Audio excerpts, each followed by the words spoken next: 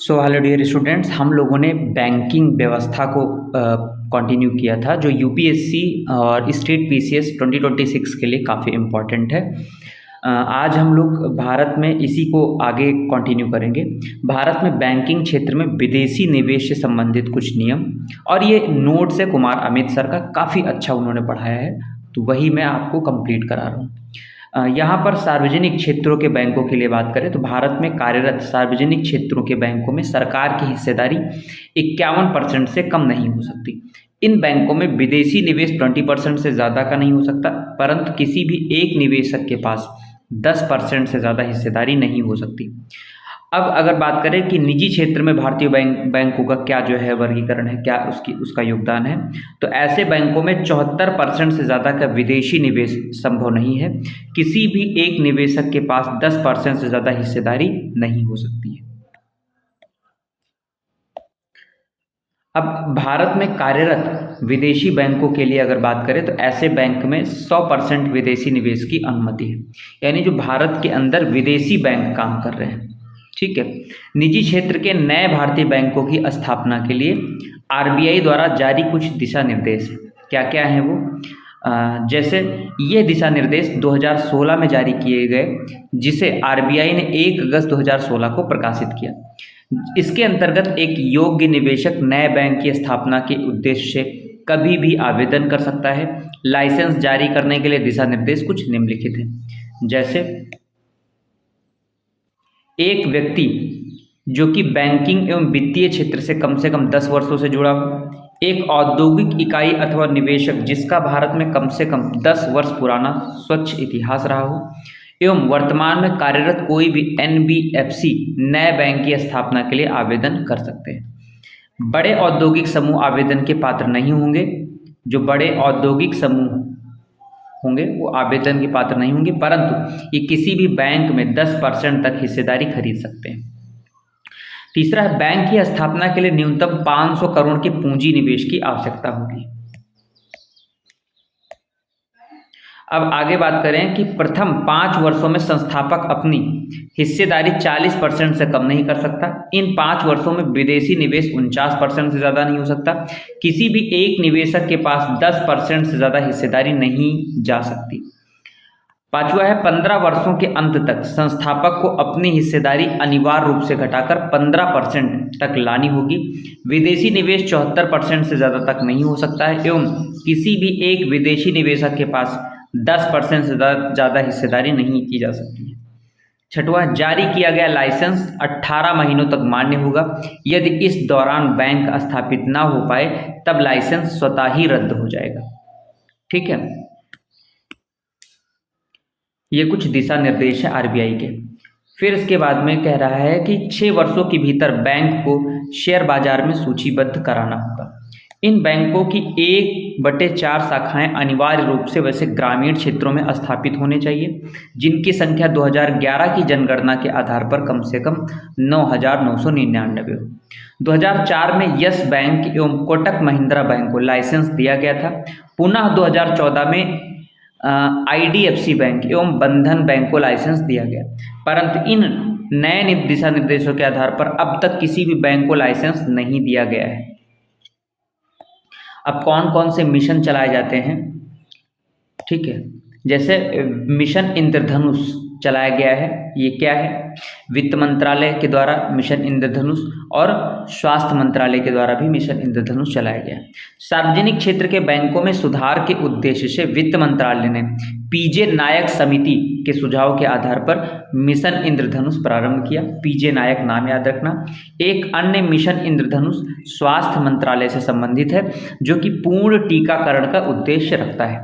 Banking क्षेत्र में सुधार से संबंधित मिशन इंद्रधनुष को A to G of banking sector reform भी कहा जाता है। A to G of banking sector reforms भी कहा जाता है। इसके 7 प्रावधान हैं जो A से प्रारंभ होते हैं एवं G तक खत्म होते हैं।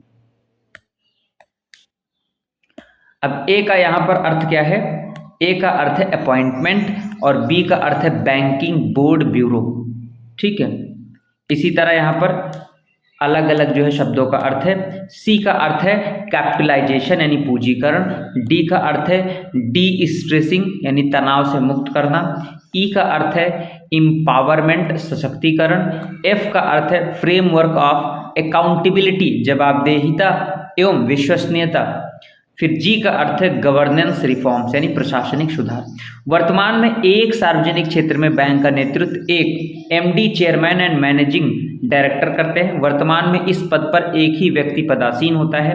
इस पद को 2 हिस्सों में बांटा जाएगा एवं किसी भी अन्य बैंक अथवा वित्तीय क्षेत्र से अनुभवी एवं सक्षम व्यक्ति की नियुक्ति की जा सकेगी। अब आगे चले हम लोग, तो उच्च स्तरीय नियुक्तियों में सरकारी हस्तक्षेप को खत्म करने के उद्देश्य से बैंक बोर्ड ब्यूरो की स्थापना की गई, जो कि इन नियुक्तियों के लिए जिम्मेदार होगा। बैंक बोर्ड ब्यूरो प्रथम अध्यक्ष विनोद राय बनाए गए हैं। बैंक बोर्ड ब्यूरो के प्रथम अध्यक्ष विनोद राय बनाए गए हैं। इन्होंने 1 अप्रैल 2016 से काम शुरू किया है। आर्थिक समस्या से जूझ रहे सार्वजनिक क्षेत्र के बैंकों को सरकार अतिरिक्त पूंजी प्रदान करेगी, जिसे पूंजीकरण कहा गया है। डिस्ट्रेसिंग, ज़्यादा से ज़्यादा एनपीओ को एआरसीज को बेचना, ठीक है।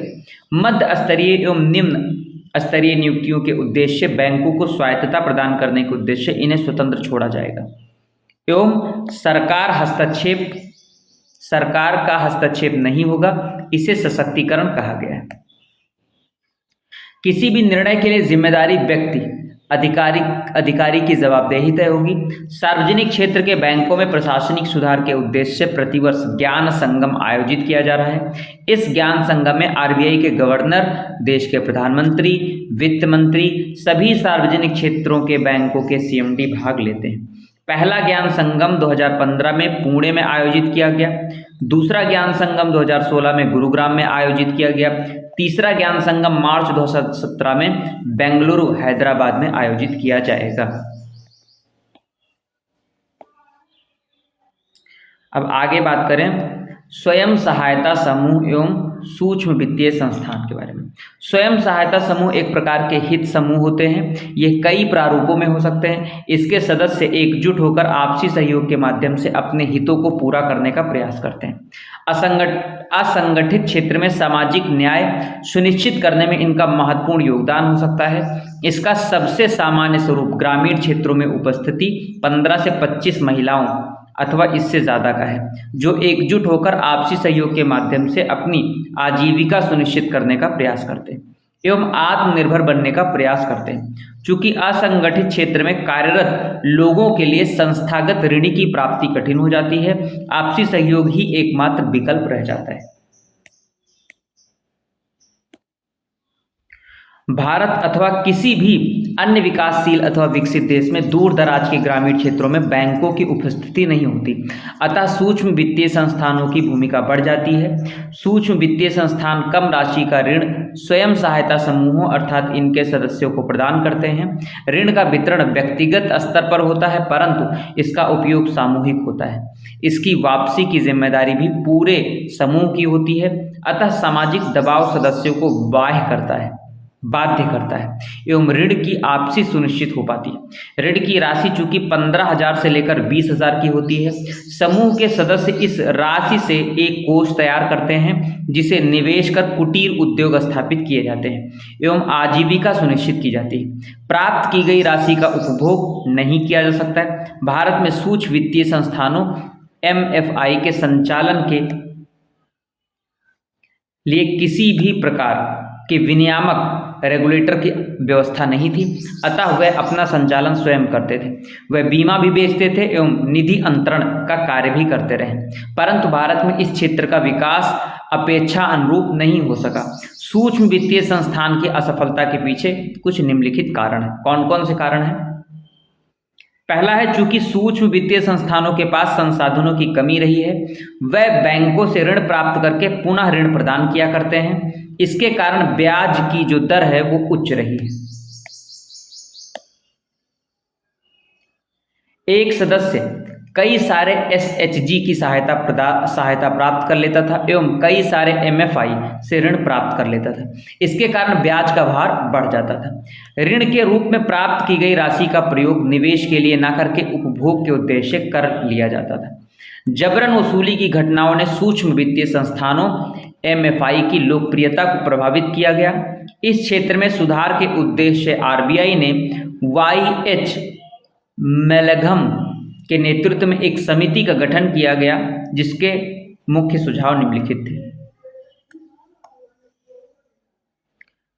गैर बैंकिंग वित्तीय संस्थानों NBFCs की एक नई श्रेणी तैयार की जाए, जिसे NBFCs MFI कहा जाए। इसी श्रेणी के अंतर्गत भारत में कार्यरत सभी MFI का पंजीयन करवाया जाए। किसी भी एक व्यक्ति को एक से ज्यादा SHG की सदस्यता न प्राप्त करने दी जाए। कोई भी एक व्यक्ति 2 से ज्यादा MFI से ऋण प्राप्त ना कर सके। दोनों ही सूक्ष्म वित्तीय संस्थानों से प्राप्त ऋण की राशि 50,000 रुपये से ज्यादा की ना हो। ठीक है। इसके बाद में कहा गया है कि सूक्ष्म वित्तीय संस्थानों से उसी व्यक्ति को ऋण प्राप्त करने की अनुमति दी जाए जिसकी वार्षिक पारिवारिक आय 50,000 रुपये से ज्यादा की ना हो। फिर इसके बाद में MFI 24% से ज्यादा का ब्याज ना ले सके। फिर इसके बाद में लिए गए कुल ब्याज में एक बड़े सूक्ष्म वित्तीय संस्थान का लाभ 10% से ज्यादा का ना हो एवं एक छोटे MFI का लाभ 12% से ज्यादा का ना हो। बड़े MFI वह होंगे जिन्होंने 100 करोड़ रुपए से ज्यादा का ऋण प्रदान कर रखा हो। MFI किसी भी प्रकार का प्रच्छन्न यानी छुपा हुआ लाभ ऋणी से प्राप्त नहीं कर सकेंगे। ऋण की परिपक्वता की अवधि प्राप्त किए गए ऋण की राशि पर तय होगी। किसी भी प्रकार की जबरन वसूली के लिए MFI जिम्मेदार होगा, न कि उसके कर्मचारी।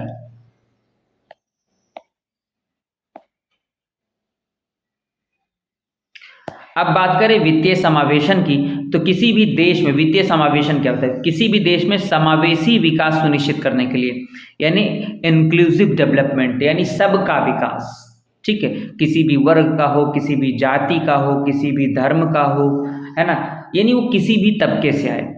देश की इससे क्या होगा कि करने के लिए देश की वित्तीय व्यवस्था का सशक्त होना भी अत्यधिक महत्वपूर्ण है। देश की वित्तीय व्यवस्था सशक्त तभी हो सकती है जब देश का प्रत्येक नागरिक इस वित्तीय व्यवस्था से जुड़ा हो। वित्तीय समावेशन देश के नागरिकों को बैंकिंग व्यवस्था से जोड़ने की एक प्रक्रिया है। इसके उद्देश्य निम्नलिखित हो सकते हैं। ठीक है, जैसे पहला है लोगों की संस्थागत बैंकिंग व्यवस्था से जोड़ना ताकि जमा करने की प्रवृत्ति को जन्म दिया जा सके। दूसरा, लोगों को संस्थागत ऋण की प्राप्ति सुनिश्चित कराना ताकि साहूकारों पर आश्रितता जो है वो कम हो सके। तीसरा, प्रत्यक्ष निःशुल्क वित्तीय परामर्श प्रदान करना। चौथा, सामाजिक सुरक्षा सुनिश्चित करना। तमिलनाडु के मंगलम गांव देश का पहला गांव था जिसमें प्रत्येक परिवार को कम से कम एक बैंक खाता प्राप्त कराया गया। केरल देश का पहला राज्य है जिनमें प्रत्येक परिवार को कम से कम एक बैंक खाता प्रदान किया गया। वित्तीय समावेशन शब्द का प्रयोग सर्वप्रथम HR खान समिति के द्वारा किया गया था। HR खान समिति के द्वारा किया गया था, परंतु यह प्रक्रिया भारत में अत्यधिक पुरानी है। इस संदर्भ में अब तक उठाए गए प्रमुख कदम कौन कौन से हैं, आइए देखते हैं। पहला है, आजादी के उपरांत ग्रामीण क्षेत्रों में बैंकों के विस्तार के उद्देश्य से एवं समाज के निम्न वर्ग को बैंकिंग व्यवस्था से जोड़ने के उद्देश्य से बैंकों के राष्ट्रीयकरण की प्रक्रिया। दूसरा क्या है, 1969 में, ये UPSC PT में क्वेश्चन आया हुआ, 1969 में अग्रणी बैंक जो लीड बैंक की अवधारणा का लागू किया जाना। इसके अंतर्गत वह बैंक जिसका किसी जिले में सर्वाधिक शाखाएं हों वित्तीय समावेशन के उद्देश्य से उस जिले को गोद ले लेती है एवं जिले के प्रत्येक परिवार में बैंक खाता जो है प्रदान करना उसकी जिम्मेदारी हो जाती है। इस उद्देश्य से अन्य बैंक भी उसका सहयोग करते हैं। 1975 में RRBs की स्थापना। 1982 में कृषि एवं ग्रामीण विकास के उद्देश्य ऋण प्राप्त करने के लिए नाबार्ड की स्थापना। ठीक है, अब आप लोग कमेंट में नाबार्ड का जो है फुल फॉर्म लिख के बताइएगा। ये बेसिकली एग्रीकल्चर के लिए काम करता है और ये शिव रमन समिति की अनुशंसा पर किया गया था। नाबार्ड की स्थापना शिव रमन कमेटी की अनुशंसा पर किया गया था। NABARD national bank for agriculture and rural development. NABARD वाणिज्यिक बैंकों से ऋण ले भी सकते हैं, राज्य सरकार को ऋण दे भी सकते हैं। नाबार्ड की स्थापना भारत सरकार और आरबीआई 50-50% के योगदान से कुल 100 करोड़ रुपए के पूंजी निवेश से करी गई थी। वर्तमान में भारत सरकार के पास 99% इसकी हिस्सेदारी। नाबार्ड जो है वो एक कह सकते हो कि एक पुनर्वित्त है ना, रिफाइनेंस संस्थान है, जिसे एक एनबीएफसी भी कह सकते हैं। ये उन बैंकों एवं वित्तीय संस्थानों को ऋण प्रदान करती है जो कृषि के उद्देश्य से एवं ग्रामीण विकास के उद्देश्य से पुनः ऋण प्रदान करते हैं। डेवलपमेंटल बैंक भी इनको कहा जाता है। मुख्यालय कहाँ है नाबार्ड का? मुंबई एवं जितने भी प्रमुख राज्यों की राजधानी है, इसका केंद्रीय या क्षेत्रीय कार्यालय वहां पर उपस्थित है। लखनऊ में भी आप गोमती नगर में देखोगे। कृषि ऋण को सरल बनाने के लिए 1998 में किसान क्रेडिट कार्ड की स्थापना कब करी गई थी? 1998 में किसान क्रेडिट कार्ड की स्थापना व्यवस्था लागू की गई। इसे आरबी गुप्ता कमेटी के सुझाव से लाया गया था, आरबी गुप्ता, तथा एवं इसके प्रावधान नाबार्ड ने जारी किए। ठीक, किसान क्रेडिट कार्ड वाणिज्यिक बैंक, सहकारी बैंक एवं आरआरबी जारी कर सकते हैं। समाज के कमजोर वर्ग को बैंक खाता प्रदान करने के उद्देश्य से नो टैरिफ अकाउंट, ठीक है, बेसिक अकाउंट, मौलिक खाता लाया गया। खाते में न्यूनतम जमा राशि 0 भी रह सकती है। किसी भी समय इस खाते से 50,000 रुपये से ज़्यादा की जमा राशि नहीं रह सकती। एक वित्तीय वर्ष में इस खाते में 1 लाख रुपये से ज़्यादा की जमा राशि नहीं आ सकती। ऐसे खातों में एक दिन में 10,000 रुपये से ज़्यादा का नगद लेन देन नहीं हो सकता। खाते को सक्रिय रखने के लिए 60 दिनों में किसी न किसी प्रकार की क्रिया होनी चाहिए। फिर इसके बाद में प्राथमिकता वाले क्षेत्रों में ऋण प्रदान करने के उद्देश्य से बैंकों पर अनिवार्य शर्तें लागू की गई। आई होप ये क्लियर हो रहा होगा आपको। एक बार जब आप ये पूरा कंप्लीट हमारा जो नोट्स है ये एक बार रिवीजन कर लेंगे तो आपके क्वेश्चंस बहुत अच्छे लगना शुरू हो जाएंगे। और जब क्वेश्चंस आपके लगना शुरू हो जाएंगे, है ना, सबसे ज़रूरी चीज़ क्या है कि आपके क्वेश्चंस लगें, है ना। आप जब टेस्ट सीरीज़ वगैरह ज्वाइन करें, क्योंकि अभी भी आपके पास में 2-3 महीने हैं यूपीएससी के लिए, बाकी पीसीएस के लिए तो अच्छा खासा टाइम है भी, ठीक है। तो कुल मिलाकर ये नोट्स पढ़ने के बाद में आपकी जो बेसिक वाली प्रॉब्लम है, या क्योंकि काफ़ी अच्छा नोट्स है, मैंने इसको 2-3 बार रिवीजन किया है, इसलिए आपको भी इसको करा रहा हूँ। और मुझे पता है कि आप बैठ के इकट्ठा नहीं पढ़ पाएंगे, इसको आप सुन भी लेंगे 1.5x पे लगा के, तो हमारी मेहनत सफल हो जाएगी, ठीक है। भारतीय बैंकों के लिए अनिवार्य किया गया कि इनकी कुल शाखाओं का 1/4 ग्रामीण क्षेत्रों में स्थापित। एनबीएफसी एवं एमएफआई का प्रचार प्रसार।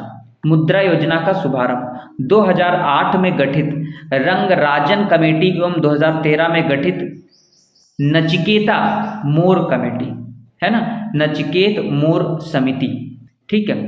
प्रधानमंत्री जनधन योजना, ये कुछ इम्पॉर्टेंट जो कह सकते हो कि ऐसे वो चलाए जा रहे हैं कार्यक्रम, जिनसे जो है भारत में बैंकिंग व्यवस्था का ढांचा जो है वो मजबूत किया जा सके। यदि कोई बैंक, यहाँ पर देखो, यदि कोई बैंक प्राइवेट सेक्टर में, है ना, कह सकते हो कि एक तरह से यहाँ पर है ये नहीं कर पाती, क्या नहीं कर पाती, लैंडी नहीं कर पाती 40% तक, ठीक है, लोडिंग नहीं कर पाती 40% तक, तब ये बाकी बचे पैसे को नाबार्ड को दे देती, ठीक है।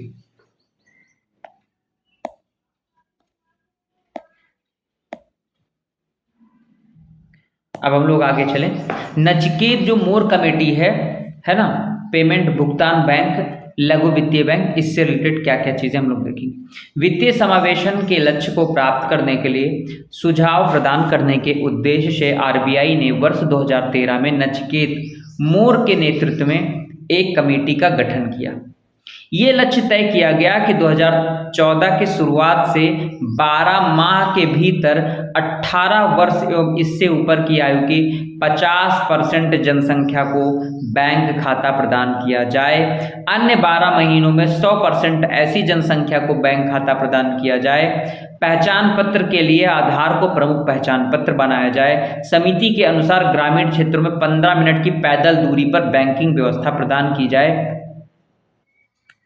समिति ने यह भी सुझाव दिया कि वित्तीय समावेशन को प्राप्त करने के लिए के लक्ष्य को प्राप्त करने के लिए देश के वित्तीय स्थिरता के साथ किसी भी प्रकार का समझौता न किया जाए। इस समिति ने समर्पित रूप से वित्तीय समावेशन के लक्ष्य को प्राप्त करने के लिए वर्गीकृत बैंक, है ना, डिफरेंशिएटेड बैंक्स की स्थापना को सुझाव दिया। इसी के अंतर्गत 2014 के अंत में आरबीआई ने पेमेंट बैंक एवं स्मॉल फाइनेंस बैंक की स्थापना के उद्देश्य से दिशा निर्देश जारी किए। इनकी स्थापना, पेमेंट बैंक की बात करें, इनकी स्थापना के लिए न्यूनतम पूंजी निवेश 100 करोड़ रुपए की होगी। प्रथम 5 वर्षों में संस्थापक अपनी हिस्सेदारी घटाकर 40% तक ला सकता है। 12 वर्षों के अंत तक संस्थापक को अपनी हिस्सेदारी अनिवार्य रूप से घटाकर 26% तक लानी होगी। इनकी शाखाएं ग्रामीण क्षेत्रों में ही स्थापित की जा सकती हैं। ये जमा राशि मांग देता के रूप में ही प्राप्त कर सकती है। किसी भी खाते में ये 1 लाख रुपए से ज्यादा की जमा राशि प्राप्त नहीं कर सकती है। ये जमाकर्ता को डेबिट कार्ड प्रदान कर सकती है। ये कुछ पेमेंट बैंक के अपने प्रावधान थे। ऐसे बैंक ऋण प्रदान नहीं कर सकते, अतः ये क्रेडिट कार्ड भी जारी नहीं कर सकते। वाणिज्यिक बैंकों की तरह ये भी CRR के रूप में 4% की राशि रखेंगे। कुल जमा राशि का कम से कम 75% हिस्सा SLR के रूप में रखना होगा, जो कि सरकारी प्रतिभूतियों के रूप में होगा। बची हुई राशि को यह बैंक किसी वाणिज्यिक बैंक में चालू खाते एवं सावधि जमा राशि के रूप में रखेंगी। अतिरिक्त आय के लिए बैंक बीमा कंपनियों के द्वारा प्रदान की जा रही सेवाएं बेच सकती हैं, साथ ही म्यूचुअल फंड योजनाएं भी बेच सकती हैं। अब बात करेंगे स्मॉल फाइनेंस बैंक। इसमें क्या क्या है? स्मॉल फाइनेंस बैंक, इसकी स्थापना के लिए भी न्यूनतम पूंजी निवेश 100 करोड़ रुपए का होना चाहिए। प्रथम 5 वर्षों में संस्थापक अपनी हिस्सेदारी घटाकर 40% तक ला सकता है। 12 वर्षों के अंत तक अनिवार्य रूप से संस्थापक अपनी हिस्सेदारी 26% तक लाएगा। इनकी शाखाएं किसी भी क्षेत्र में स्थापित की जा सकती हैं। ये बैंक किसी भी रूप में जमा राशि प्राप्त कर सकते हैं, अतः डेबिट कार्ड भी जारी करेंगे। ये बैंक ऋण भी प्रदान करेंगी, अतः ये क्रेडिट कार्ड भी जारी कर सकती हैं।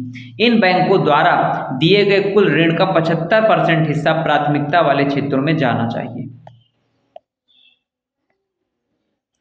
दिए गए कुल ऋण में 50% हिस्सा कुछ इस प्रकार ऋण के रूप में जाना चाहिए कि किसी भी एक ऋणी को 25 लाख रुपए से ज्यादा की प्राप्ति ना हो सके। यह बैंक अन्य वाणिज्यिक बैंकों की तरह वर्तमान दर के अनुसार CRR एवं SLR रखेंगे। कैश रिजर्व रेशियो इसका फुल फॉर्म होता है, और इसका फुल फॉर्म आपका बताना, स्टैच्यूटरी लिक्विडिटी रेशियो। ठीक है,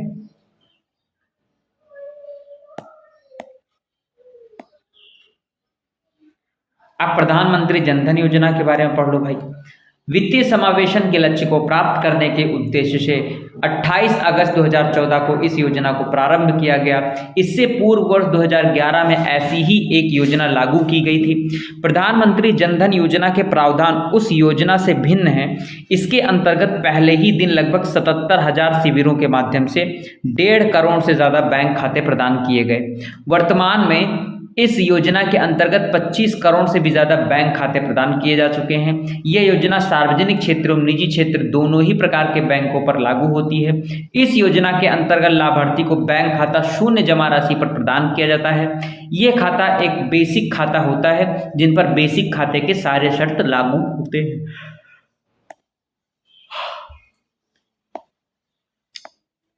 आगे चलें।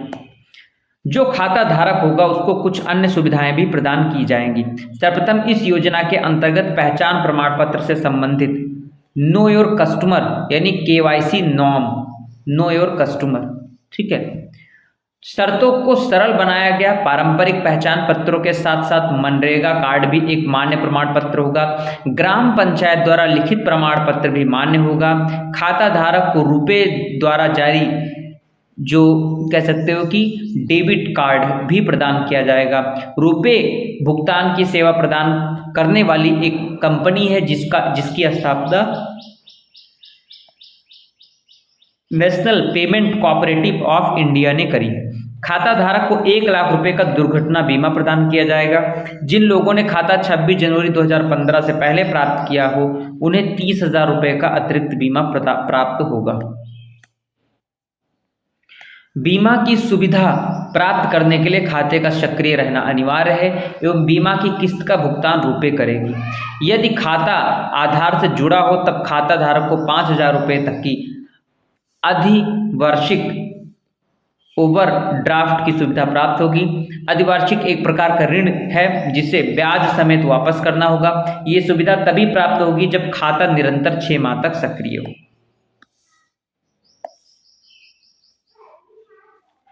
अब प्रधानमंत्री जन धन योजना के अंतर्गत प्राप्त बैंक खाते लोग को संस्थागत बैंकिंग व्यवस्था से जोड़ती है, ओवरड्राफ्ट के रूप में संस्थागत ऋण उपलब्ध कराती है एवं बीमा के रूप में सामाजिक सुरक्षा उपलब्ध कराती है।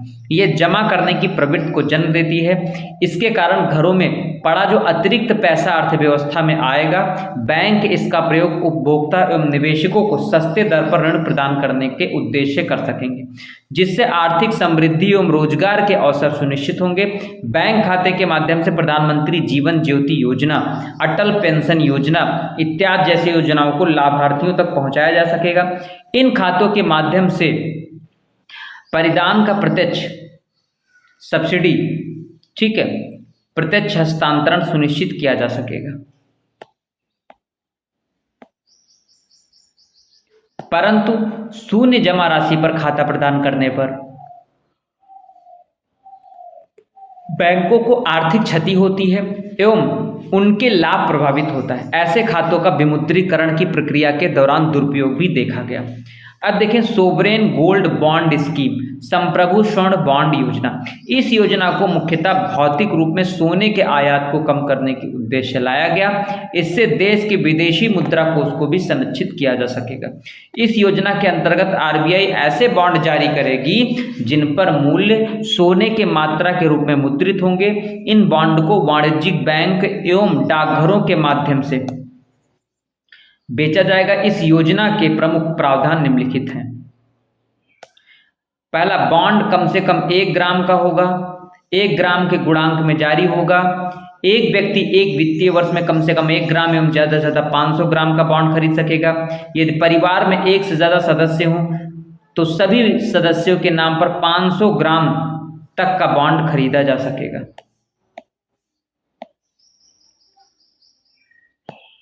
बॉन्ड को विशुद्ध सोना माना जाएगा एवं इसका मूल्य विशुद्ध सोने के मूल्य पर आधारित होगा, जो कि विगत सप्ताह के सोमवार से शुक्रवार तक के सोने के औसत मूल्य पर आधारित होगा। बॉन्ड की परिपक्वता की अवधि 8 वर्षों की होगी, परंतु इसे 5 वर्षों के बाद कभी भी लौटाया जा सकेगा। बॉन्ड लौटाए जाने पर प्राप्ति पुनः सोने के मूल्य पर आधारित होगी।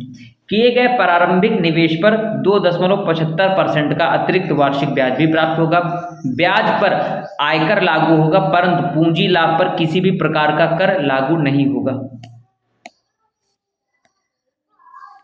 चूंकि इसी बॉन्ड को पूर्णतः शुद्ध सोना माना जाएगा, इसमें अशुद्धता से संबंधित समस्याएं भौतिक सोने की तरह नहीं होंगी।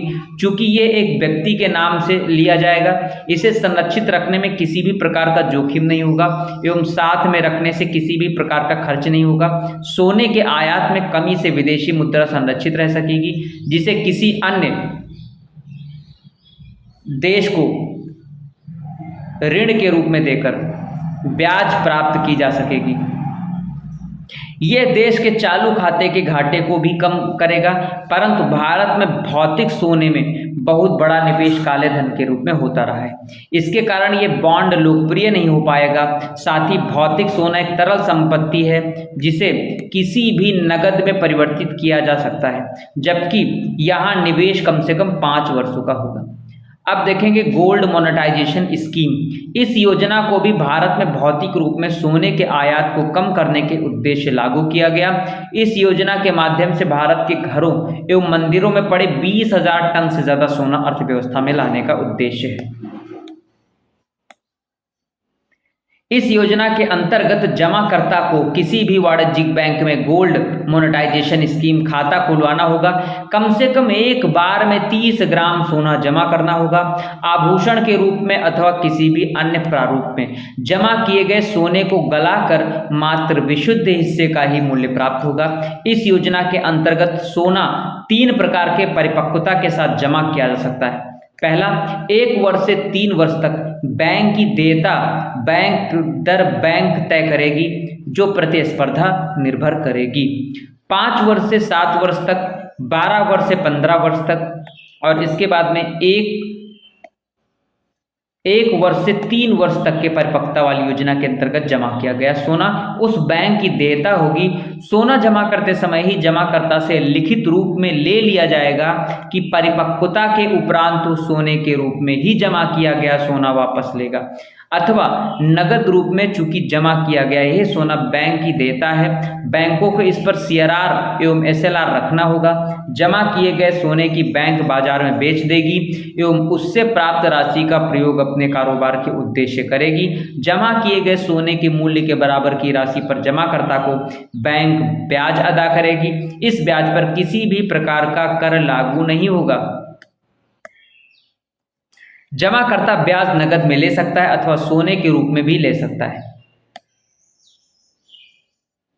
अन्य 2 योजनाओं में जमा किया गया सोना भारत सरकार की देयता कहलाएगा, अतः इसके अंतर्गत रखे गए सोने पर बैंक को CRR एवं SLR नहीं रखना होगा। इन 2 योजनाओं के अंतर्गत प्राप्त सोने को बेचकर प्राप्त की गई राशि भारत सरकार अपने व्यय को पूरा करने के लिए प्रयोग करेगी। इन योजनाओं के अंतर्गत भी प्रारंभ में ही ये लिखित रूप में ले लिया जाएगा कि परिपक्व होने की स्थिति में जमाकर्ता को नगद चाहिए अथवा सोना 5 वर्ष से 7 वर्ष वाली योजना में जमाकर्ता को 2.5% का ब्याज प्राप्त होगा, जबकि 12 से 15 वर्ष वाली योजना में जमाकर्ता को 2.50 यहाँ पर 2.25% और यहाँ पर 2.50% का ब्याज प्राप्त होगा। इन दोनों ही योजनाओं में ब्याज नगद में ही प्राप्त हो सकेगा। तो आज हम यहीं पर ये एंड करते हैं। छोटे छोटे वीडियोस हम लाते रहेंगे कि ताकि आपको पढ़ने में भी बहुत ज़्यादा बोरिंग ना लगे। इसको आप लोग शेयर करते रहिए ताकि हम और अच्छी वीडियोस आपके लेके आते रहें। ये पूरा कंप्लीट नोट्स मैं प्लेलिस्ट में अपनी देता रहूँगा। Thank you, bye bye, have a good day. आप लोग स्वस्थ रहो, मस्त रहो और बेहतरीन तैयारी करो ताकि इस बार जो आपका सिलेक्शन है वो सिलेक्शन लिस्ट में आपका जब नाम आए तो आप भी अपने समाज में अपने माँ बाप को ये दिखा सको कि हम लोग भी किसी लायक हैं। बस आप मेरे लिए मोटिवेशन एक ही है कि आप लोग इसको शेयर करते रहो। ये मैं इसलिए केवल पढ़ता जा रहा हूँ ताकि आपका रिवीजन हो सके, और रिवीजन ही सबसे ज़्यादा इम्पॉर्टेंट। लास्ट टाइम में रिवीजन बहुत मायने रखता है। आई होप ये लेक्चर आपको बहुत अच्छा लगा होगा। अच्छा लगा है तो कमेंट करें, इसको अपने दोस्तों के साथ शेयर करें, और ज़्यादा सपोर्ट करेंगे जितना अच्छा उतना ही कंटेंट हम और आपके लिए लेके आते रहेंगे। इसी तरह पॉलिटी, हिस्ट्री, ज्योग्राफी, इकोनॉमी सब लेके आते रहें। Thank you, bye bye, have a good day.